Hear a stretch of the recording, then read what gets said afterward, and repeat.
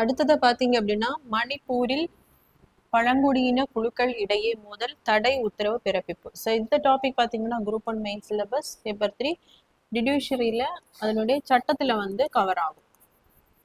So 2024ஆம் ஆண்டு பார்த்தீங்க அப்படின்னா முன்னாடி இருந்த இந்தியன் பீனல் கோடு, ஸோ இது ஆங்கிலேயர் காலத்தில் இந்திய தண்டனை சட்டம். ஸோ தண்டனைகள் என்னென்ன அப்படின்னு சொல்ல, குற்றங்களுக்கான அந்த தண்டனைகள் என்னென்னு சொல்லக்கூடியதான் இந்த இந்தியன் பினல் கோடு சட்டம் 1860. ஸோ அதே மாதிரி கிரிமினல் ப்ரொசீஜர் கோடு, கிரிமினல் ப்ரொசீஜர் கோடு 1973. அதே மாதிரி இந்தியன் எவிடன்ஸ் ஆக்ட்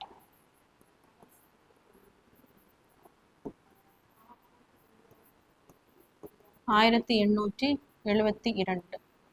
ஸோ இந்த சட்டங்கள் பார்த்தீங்கன்னா இது தண்டனைகள் எப்படி, எந்த பனிஷ்மெண்ட்டுக்கு, என்ன கிரைமுக்கு என்ன தண்டனைகள் அப்படின்னு சொல்லக்கூடியது. கிரிமினல் ப்ரொசீஜர் கோடுன்னா ஒரு குற்றம் செய்தாங்கன்னா அதற்கான வழிமுறைகள் என்னென்ன அப்படின்னு சொல்லக்கூடியது கிரிமினல் ப்ரொசீஜர் கோடு. அதே மாதிரி இந்தியன் எவிடன்ஸ் ஆக்ட், ஸோ எதையெல்லாம் நம்ம எவிடன்ஸாக ஒரு குற்றங்களுக்காக எடுத்துக்கொள்ளலாம் அப்படின்னு சொல்லக்கூடியதான் இந்தியன் எவிடன்ஸ் ஆக்ட். ஸோ இதை என்ன பண்ணியிருப்பாங்க அப்படின்னா 2023 சட்டம் கொண்டு வந்து ஜூலை 1, 2024 வந்து பெயர் மாற்றம் பண்ணியிருப்பாங்க. அதாவது இந்தியன் பினல் கோட் அப்படிங்கிறது பாரதிய நியாய சங்கீதா அப்படின்னு பெயர் மாற்றம் பண்ணப்பட்டிருக்கும். அடுத்ததா கிரிமினல் ப்ரொசீஜர் கோடு பார்த்தீங்க அப்படின்னா பாரதிய நகரிக் சுரக்ஷா சம்ஹிதா அப்படின்னு பெயர் மாற்றம் பண்ணப்பட்டிருக்கும். இந்தியன் எவிடன்ஸ் ஆக்ட் அப்படிங்கிறது பாரதிய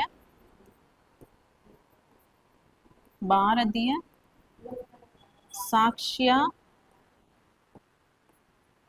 அதிநியாயம் ஸோ அப்படின்னு பெயர் மாற்றம் பண்ணப்பட்டிருக்கும். ஸோ இப்போ பார்த்தீங்க அப்படின்னா மணிப்பூர்ல வந்து 2 அந்த பழங்குடியின குழுக்கள் இடையே வந்து மோதல் ஏற்பட்டிருக்கு. ஸோ இப்போ பார்த்தீங்க அப்படின்னா அந்த கிரிமினல் ப்ரொசீஜர் கோடு, அதாவது பாரதிய நாகரிக் சுரக்ஷா சம்ஹிதா, ஸோ குற்றங்களுக்கான அடுத்து என்னென்ன வழிமுறைகள் பண்ணலாம் அப்படிங்கிறத சொல்லக்கூடியது.